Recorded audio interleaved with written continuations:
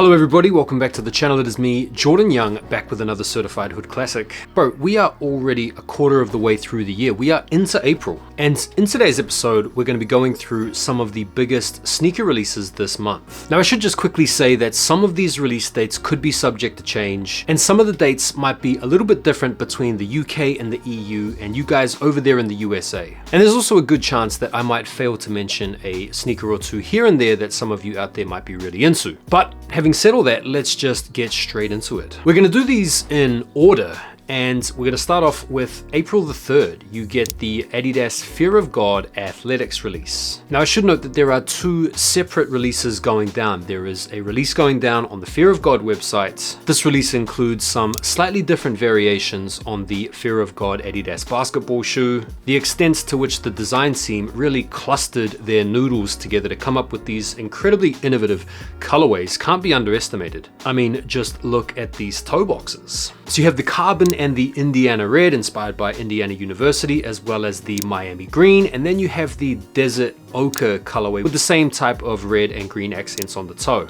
Now, these are going to be releasing for $250 each, again on the Fear of God website, and they will be wheeled out later on the Adidas Confirmed app. Now, as for the Adidas Confirmed app, if you go on there now, you can take a look at the upcoming collection release. There's a lookbook full of overpriced garms and pretty average crepes. These include the Athletics 88 high shoes, as well as the Los Angeles Athletic shoes and these creamy colorways, as well as all of the overpriced clobber. Also on April the 3rd, you have the Clot and Classics Crocs in the black colorway and in this purple colorway. There are raffles out there available if you wanted to get your hands on these. But apparently these are also going to be releasing on the Crocs website as well. On the 4th of April, you have these, the Drake joints, the Nike Hot Step 2 in the total orange colorway. These are retailing for $200. Pretty cool sneaker. They've got this really bold, bulky, molded upper, which is supposed to be somewhat inspired by the late 90s iconic turf trainers. They've got this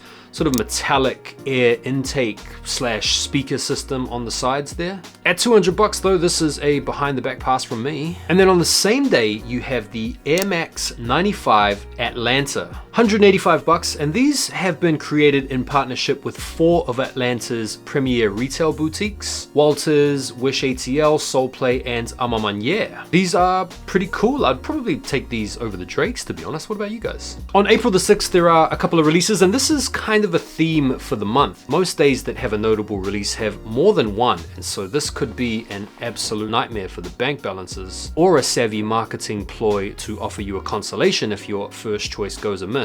But on the 6th, we have the Nike Book 1 Haven. These are inspired by his dog. $140 is the retail on these. And then on the same day, you have the Air Jordan 4 Vivid Sulfur. I seem to recollect seeing somewhere that these were going to be a women's release with extended sizing only going up to a UK 9.5 or US 10.5. I think there are a whole bunch of early reviews out there if you guys wanted to get a sense for how they are in hand and on foot. But yeah, I would probably earmark these as one of the releases of the month for sure. April the 13th, another multi-release day. We have these first, the Air Jordan 5 SE Sale, $210 retail, and these are a special edition Jordan, meaning that they're supposedly coming with some upgraded materials and some slightly different looks compared to your every other day retro. I do like this colorway. I think it's really nice, really clean, really cool spring slash summer colorway. Got the cloudy outsole, the sort of milky touches on the side netting as well as on the laces. And you've also got the exposed foam, and the tongue looks a little bit thinner, so these should make for a slightly more wearable ride. I think these are pretty nice. I think these are kind of sleepers going under a lot of people's radars. Hopefully they sit and go on sale, because I would happily cop these under retail. They've also on the same day got the big Kobe release. You have the Kobe 8 Venice Beach, you have the Kobe 4 in the Phillies colorway, and you also have the Kobe 6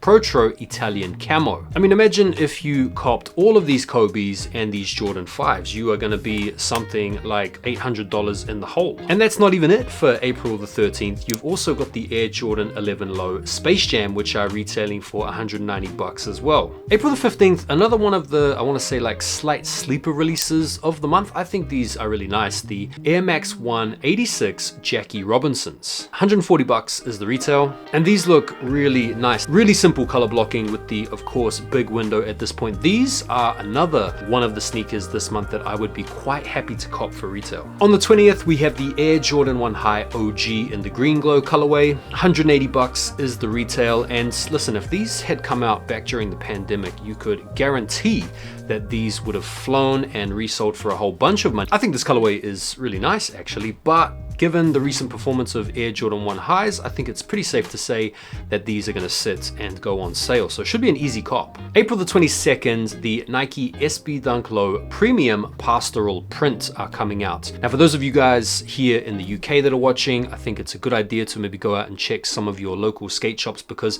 I've seen some reports that these are going out for raffles. Now, they are pretty cool. Apparently they're inspired by traditional art forms, showcased through this charming countryside print motif that is displayed on the canvas upper. They're okay, it's not a knockout shoe. I think it's a little bit of an acquired taste. Probably go pretty hard with a white or a cream lace swap. But yeah, at 125 bucks, these are probably worth a crack. On the 24th, we have the return of the Nike Dunk Low Veneer. 115 bucks is the retail, and if you're thinking, I've seen these before, yes you have. In fact, these initially came out back in 2001 in Japan, and then they came out again in November, I think, of 2020. In fact, some of you guys out there that maybe got into sneakers around 2020 might remember severely overpaying for these. On April the 26th, we have arguably the most hype release of the month, although I have also seen reports that these might not be coming out on the 26th, maybe it's the 30th. Either way, the dates will firm up closer to the time. We have the Travis Scott Jumpman Jacks in the sail colorway, or the sort of reverse mocha-ish looking colorway. The shoe's been a long time coming. It feels like we've been waiting for pretty much a year for these shoes to eventually release. And now that they're here, I'm like, yeah, cool, they're here. I'm not overly crazy about them. I will